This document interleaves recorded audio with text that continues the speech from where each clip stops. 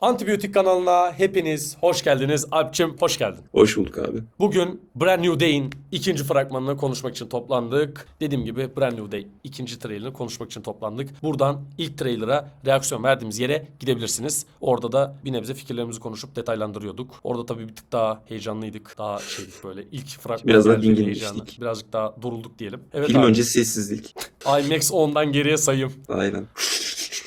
Evet abi, var mı bir beklenti? Nasıl bir Beklenti var bekliyorsun? canım. Bende de çok var ya. Fragmandan ekstra bir şey beklemiyorum, yalan olmasın. Ben de çok ekstra bir şey Çok beklemiyorum. bir şeyleri açık edeceklerini sanmıyorum. Yani galiba halk falan görürüz. Evet, o iş iyi olabilir ya. Yani Ben onun dışında çok bir şey açık etmezler gibime geliyor. ya şöyle, bence de etmesinler zaten. Birazcık filme kalsın. Hatta bunu konuşalım yani. Fragman şeylerini düşürdü Marvel uzun bir süredir. Evet. Diğer filmlerde de böyle. 2 fragman çıkarıyorlar ve filme daha yakın çıkarıyorlar. Eskiden uzun aylar öncesinden bir tane fragman gelirdi. 8-9 ay önceden fragman gelirdi. Şu anda böyle bir durum yok. Marvel cephesine baktığımızda doğrudan filme çok yakınken, hatta ikinci trailer'ı filme bir ay varken aldık yani. Bayağı değiştirdiler. Önceden hiç böyle olmuyordu. Bence iyi bir şey bu. Bence de iyi oldu. Daha iyi oluyor. Ya bu bence iyi bir politika yani, kısaca bunu söyleyeyim. Bence de öyle ya. Ya çünkü yani işte sırf Marvel üzerine demiyorum. Tabii yani çok böyle fragmana boğulmak da iyi olmuyor film açısından bence. Bence her şeyi görüyorduk oğlum. Evet. Özellikle böyle ara Marvel filmlerinde Ant-Man 2 olsun, işte o civarları düşündüğümüzde Captain Marvel olsun. Abi fragmanı bir izliyor, filmin özeti zaten. Hani bayağı şey var ya, 5 dakikada filmin özeti. Tam onun gibi oluyordu fragmanlar Evet. yani. Bu Yani benim biraz için çok böyle oturtunca şeyleri, parçaları yerinde.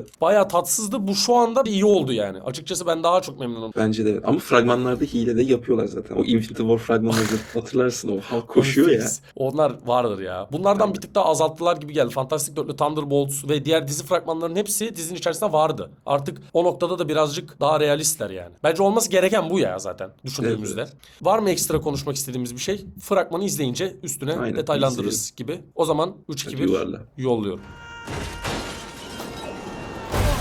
What is happening to me? Oo, I'm losing my mind. Vay Güzel ya. vay. Totally out of control. I gotta fix whatever this is right now. Gözler kalbin aynısı. Ya bu Jacob Batal'ın şu sesi değiştir be kardeşim. Maybe someone. Okay, we'll buy someone. Bu ne obsession? Oğlum çok iyi ya. Çok iyi. Dr. Banner, you found a way to suppress organic, mutating DNA, right? If you see me with this stuff, run. So could you Hep get de rid of the bad yapıyor bunu. aspects but keep the good? How would you decide what parts of nature are good or bad? Bu film çok güzel gözükmüyor mu lan? Evet abi, çok iyi You're not one gözüküyor of my film. students, are you? It appears we're faced with a threat we can't control. One we can't even see. Of. The only one who's immune to it. You're the only one who can sense it. Oğlum çok iyi gözüküyor ya. Kafayı yiyeceğim. Çok iyi What gözüküyor. you're looking for. Oh, see, you stumbled across my board. I'm not one of those weirdos, I swear. He's a little weird. I'm MJ. You two don't know each other? Ah be abi. Yo, Spider-Man, you okay? You get rid of that Miles monster Morales. inside you? Think I might go see how MJ's doing. Oo. Oğlum açının güzelliğine bakar mısın ya? Evet. But he might.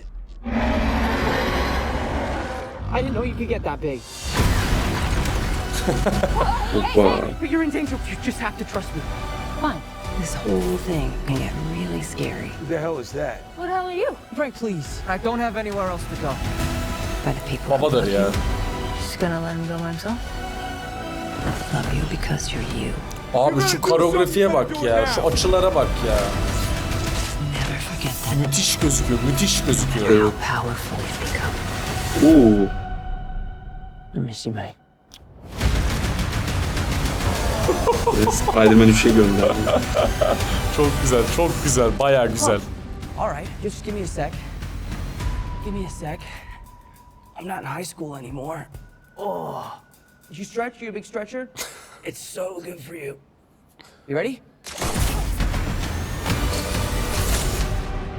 Abi çok iyi gözüküyor. Bayağı iyi gözüküyor. Böyle kalsın. Evet abi, nasıl bulduk fragmanı? Ben bayağı hype'landım bu arada. Vallahi Bayağı evet, iyi güzel gözüküyor. duruyor. Yani çok bir şey de açık etmedi. Ya leakler, bir de o leak mevzusu vardı. Hafta içi arkadaşım da bana Evet. göstermeye çalıştı bayağı bir iki bir Ben şey hiç gördüm görmedim ama bir şey. Ben, hiçbir- bayağı iyi ya. Düşündüğüm zaman gerçekten çok iyi bir fragman diyebilirim ben çok rahatça. ben koreografileri çok beğendim. Abi o acayip ya. Ya onu geçen fragmanda da söyledik. Benim bu filmle ilgili en hype'landığım noktalardan bir tanesi de Jackie Chan'in koreografi yaptığı bir filmde The Hand'in olması. Bize acayip iyi bir sekans yaşatacaklarından çok net eminim yani. Adım gibi eminim. Orada bayağı iyi bir sekans olacaktır. İyi bir de dövüş de olacaktır. Kesin. Destin Daniel Cretton'da bu dövüş noktasında hem Wonder Man'deki aksiyon sahnelerinin garip çekimleri olsun hem de Shang-Chi'nin genel fight koreografileri olsun bayağı iyi iş çıkarmıştı. Peki Hand Ben- var mıydı Yani Shang-Chi'de? yoktu. Ya hayır, ama yani de benzer bir örgüt var gene. Ya benzer olması ayrı, Hand ayrı. Hayır, Hand yoktu. Şimdi Hand doğru. varsa, bilmiyorum, Punisher da var. Daredevil'a ya da Elektriğe bir ön ayak. Bir hapishane de görüyoruz aslında. Orada da bir mevzular dönebilir yani, bilmiyorum. Biz bilmiyorum, bekliyor olabiliriz. Ya ben Ya bir ters Daredevil'ın- köşe göreceğiz o belli de. Bence de. Ben Daredevil'ın gene de hapishaneden kurtulma hikayesini Born Again'de izlemek istiyorum. Tabii Şimdiden, canım. Ya şimdiden zaten. izlemek Yok, istemiyorum. o çok kötü açıkçası. olur. Baya kötü olur. Yok, hiç öyle bir şey istemiyorum. Aynı Amaçlı şey gibi- demedim zaten. Aynı şeydeki mevzuya çok benzer olur eğer öyle olursa. Boba Fett'te Grogu'nun geri döndüğünü anlatıp ondan sonra 3. sezonda direkt Grogu'yla başlayan bir Mandalorian olmuştu ya. Bu da aynı durum olur yani. Sen müthiş bir sezon sonrasında Daredevil'ı içeri attıktan sonra Spider-Man'de çıkarıp 3. sezon doğrudan şeyde yaparsan hiç güzel olmaz Çok yani. lazy writing abi. Evet, Sevmediğim. keyifsiz olur yani. Abi fragmanla ilgili detayları konuşalım istersen ufak ufak. Mesela şey vardı. Bir psychic bir durumlar var belli ki. Bu direkt Jean Grey'den ötürü mü sence? Evet. %100 Jean Grey'den ötürü olduğunu düşünüyorum ben. Jean Grey, bilmiyorum, bu filmde olmalı mı falan? Nasıl acaba monte edecekler? Çok merak ediyorum aslında. Bilmiyorum, bence iyi bir karakter. Jean Grey ve genç de bir Yo, öyle oyuncu zaten seçtiler. de hani nasıl senaryo yedirecekler onu merak ediyorum. Belli noktada bence biz iyi bir noktada alacağız gibi geliyor Jean Grey'i. Ama ben hafta içi okuduğum iddiaları söyleyeyim. Onun da psişik güçleri bir tık Jean Grey gibi. Jackal diye bir karakter var. Buraya koyarız. Jackal'ın olacağı söyleniyor ve asla bunu hiçbir internet sitesinde doğrudan filmin sinopsisinde vermediler. Hiçbir fikrimiz de yok onun ne olduğuyla ilgili. Ben onu çok merak ediyorum. Yani Jackal olursa benim Jackal hiç bilmediğim bir karakter. Nasıl Jackal böyle kullanacak? şey bir karakter ya, böyle hani Clone Saga'da işte önemli bir yeri var. İşte Gwen'e takık falan. Burada Bilmiyorum, Gwen yok, MJ var. Yok, bilmiyorum. MJ'yi de çok gördük fragmanda, onu da söyleyeyim bu arada. Ben ondan bahsedecektim. O benim bu filmle ilgili en büyük endişelerimden biri. Şöyle diyeyim. Şimdi Zendaya ve Tom Holland gerçek hayatta da çok gündemdeler. Ama filmde de bir o kadar gündemdeler düşündüğünde. Bu belli bir noktada insanlar zaten bıktı. Türkiye özelinde zaten müthiş de bir Zendaya nefreti var. Çok herkesin Yani bir de bu 3 film izledik. Bir de o hikaye Bir bir nebze soluk.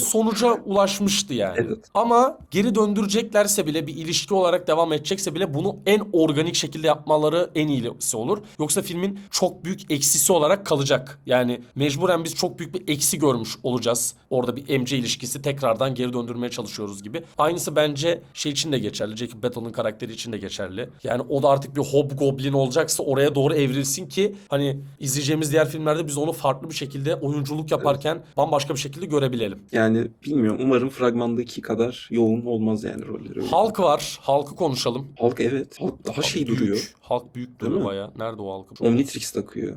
Evet, aynen öyle bu arada. Baksana oğlum burada. Daha bir şey duruyor böyle, savcı rolünde o. Savage diyorlardı zaten. Savage Hulk gibi olacak diye söylüyorlardı. Bak, yüz yapısı falan da daha şey böyle. Bayağı büyük gözüküyor ya. Bilmiyorum, bayağı büyük gözüküyor. Ya şimdi bak, bunda da bir endişem O var. da Jean Grey'i gördünüz mü adamı? Sözde Jean Grey'i gördünüz yani. Olabilir. Sanki ona Olabilir. benziyor. Olabilir. Ya burada benim bir endişem var. O da şu. Abi biz Hulk'ı She-Hulk'ta gördük. En son bir aileye karışmıştı. Onlar bir komün oluşturmuşlardı. Ondan Ben sana sonra söyleyeyim, She-Hulk'ı sildiler direkt, diyorsun. evet. Tamam, silmiş olsunlar ama şimdi halkı bir nebze anti düşman olarak göreceğiz. Yani ne düşman gibi ama düşmanlaştırılmış bir versiyonda göreceğiz. Bu en son ne zaman böyle görmüştük? Age of Ultron'da böyle görmüştük. Şehri mahvedip şehrin yok olmasına sebep olmuş ve Bruce Banner da bunun üzüntüsüyle devam etmişti. Ki çok güzel. Yani ark olarak. Bence gayet değil. keyifli. Ondan sonra Profesör Hulk erasına geçti ve Profesör Hulk erası da bence olabildiğince bir sona ulaşmıştı yani artık. Tekrardan bir cihazla bunu Savage Hulk'a sürükleyecek nokta, ki Doomsday'de de olmayacağı söyleniyor Hulk'ın. Nasıl bir bağlam çekecekler ya da nasıl bir aktarım yapacaklar bilmiyorum. O konu bence bayağı muamma diye düşünüyorum yani. Yani bu Man Spider muhabbeti, mesela gözleri de siyahtı ya. O zaten organik doğrudan dağıtım diyor işlenecek falan filan. yani. O gamma ışınları arasında bir şey olacak kesin. O radyasyon. Bir paralellik olacak yani. Bunu en son Leader'da Brand New Day'de yaptı. Ama Brand New World'da yaptılar. Yani o bayağı kötüydü bu arada. Yani Red Hulk'ı görmek çok güzeldi. İyi de gözüküyordu da filmin Evet. tek iyi gözüken şey olduğu için maalesef bayağı kötüydü yani düşündüğünde. Orada Leader da bayağı gamma mama mevzusu. Yavaş yavaş dozajı arttırarak onu kırmızı halka çeviriyordu. Thunderbolts'u. Ya bilmiyorum, o iyi bir fikir aslında. Man Spider da iyi bir nokta bu arada. Bayağı Tabii canım. keyifli. Organik ağ görmemiz, o da No Way Home'un devamı gibi. O da güzel bir ark aslında. Ya bence iyi bir noktadalar. Hem Spider-Man zaten No Way Home'da iyi bırakmıştık. Güzel bir filmde bırakmıştık bence. Çok iyi bir finaldi. Şu anda nasıl bunu devam ettirecekler, bayağı riskli noktalar var. Bence bak, Zendaya noktası çok riskli. Hulk noktası hakeza çok riskli. Bence en risksiz olan Punisher. Punisher zaten kendi arkını tam olarak görmedik. Bir onu insanların gözüne alıştırmaları bence iyi olacaktır. Ki Ya Punisher bunun neresinde duracak acaba? Onu merak ediyorum. Punisher bence Spider-Man'e yardım eden ve onun sığındığı kişi olacak. Yani her filmde olan şeyi o üstlenecek bu filmde. Evet, yani bence o da iyi bir şekilde ayarlanır diye düşünüyorum. Filmin içerisinde yedirilir diye düşünüyorum. Abi açılar falan çok iyi. Bu arada fragman çok iyi gözüküyor. Evet evet. Şu Ve ben sahne- şeyi söyleyeceğim. Yani renkleri açmışlar bence. Bak şu sahnede Şu an daha sıcaktı onlar. Ha bak mesela bu sahnede bak birazcık daha psychic bir şeyler sarımsı. var gibi. Punisher Ve şey etkilenmiyor etkilenmemiş. mu? Aynen. Abi Etkilenmiyor Punisher gibi. biraz gırık mırık, oraya mı bağlayacaklar acaba? O kadar kırık ki artık hiçbir şey etkilemiyor onu. Ama Böyle- harbi öyle oğlum. Deli, zır deli yani. Mental olarak Punisher tutacağın tek yer ailesi, o da yok düşündüğünde. Ve bunu One Last Kill'da da gördük. Bence artık etkilenecek pek bir şey yok yani Punisher'ın da. Bakalım. Her şey olabilir ya. Bilmiyorum, ben müthiş bir film bekliyorum. Destin Dane Carreta'na çok güveniyorum. Yazar ekipte. Jackie Chan ekibinin acayip bir performans koyacağını ve değerlendirme videosunda da en az böyle 10 dakika falan onlara şöyle iyiydi, böyle iyiydi falan diye söyleyeceğimizi düşünüyorum. Aynen yani bence filmde bir sıkıntı yaşarsak o senaryo tarafından olur. John Watts, Allah senin cezanı vermesin. John ya. Watts'tan sonra ne görsek iyi olacak John zaten. Watts abi ya, bu adamın film serisi de garip bir şekilde keyifli bir de ya. Hani o kadar saçma CGI kullanımı olmasına rağmen ki Far From Home'da bu olumlu da yansıyor garip Evet, bir şekilde. O yani Mysterio dövüşlerini falan. Bayağı iyi oğlum orası Çok iyi, düşündüğünde. çok iyi. Ama işte orada da gene Iron Man. Şu Spider-Man'i Iron Man'den çıkarmamız iyi oldu ya. Iron Man, Mayhala. Onu etkileyen ve sürekli gördüğümüz faktörlerden Ben amca. Bir de yeni Spider-Noir'ı da izledik. Onda da hiçbirini görmedik ya. Gene hiçbirini görmememiz bence bir yenilikçi hissiyat Aynen. uyandırıyor yani. Gene aynı anda. Onun Brand dışında New bazı... Day abi falan. Evet abi. Brand O New zaman Day. MJ ile net de boş ver abi. Ne de bu Nerede Hob benim ya? Venom? Nerede benim Hobgoblin'im. Venom? Peki Venom'a bağlarlar mı? Heh, o iş var. Şimdi abi Venom'u No Way Home'da bir şekilde evrenin içine yapıştırdılar. Monte ettiler yani düşündüğünde. Bence onu Secret Wars'ta bağlayacaklar gibime geliyor. Hani Burada çizgi bir ön ayak romanlarda... da yapabilirler ama hani ya Venom olarak görmeyiz tabii de hani çıtırından belki bir böyle Sen şey simbiyot iddiaları bir şey doğru muhabbeti olabilir mi olabilir. diyorsun yani? Bu ölecek, simbiyot onu bir şekilde hayatta tutmaya yarayacak tarzı bir Hiç ark. öyle bir şey görmedim ben. Böyle bir ark olduğu söyleniyor mesela. Sence bu ark olur mu mesela? Ben bu arka okeyim gibi geliyor. Çünkü abi Jean Grey, Hulk, mutant toplayan örgüt, Hand, bir de bir sürü yan karakter var. Tarantula var, Boomerang var, Scorpion var, Tombstone var. Hiç görmedik. Bak Evet. hiç görmedik. Ve Tombstone'un en az Kingpin kadar etkili olacağı söyleniyor. O var mı peki filmde kesin mi bu? Kesin %100. Hadi bakalım. Bunları da hesaba kattığınız Spider-Man'in Daha hayatını güçlü kaybetmesi. olması lazım. O da Man Simbiyot Spider'a şart. bağlanıyor aslında. İşte. Bir yandan da ölüme yaklaşması ve ölmesi aslında oturuyor da yani. Bu kadar tehditle yüzleşip güçsüzlenmiş olması. Peki şöyle bir şey olsa Man Spider muhabbeti tabii farklı bir sürü hikaye var da atıyorum oraya radyoaktivite şeye fazla gelse Peter'a Ve ölse yani onu mi? öldürecek konuma gelse hani o derece riskli olsa Bence daha simbiyot realist da- olur. Simbiyot da buna gelse onu dengelese falan Güzel. nasıl? Güzel. iyi fikir. Bir şey, o da Vallahi iyi olabilir. fikir. Ya abi bu Ama filmde... böyle olursa işte Bruce Banner'la olan o radyasyon muhabbeti nasıl olacak falan bilmiyorum. Çok konu var. Evet ya, ben bunun Superman gibi olmasından bir nebze korkuyorum. Superman'de de o mevzu vardı ya.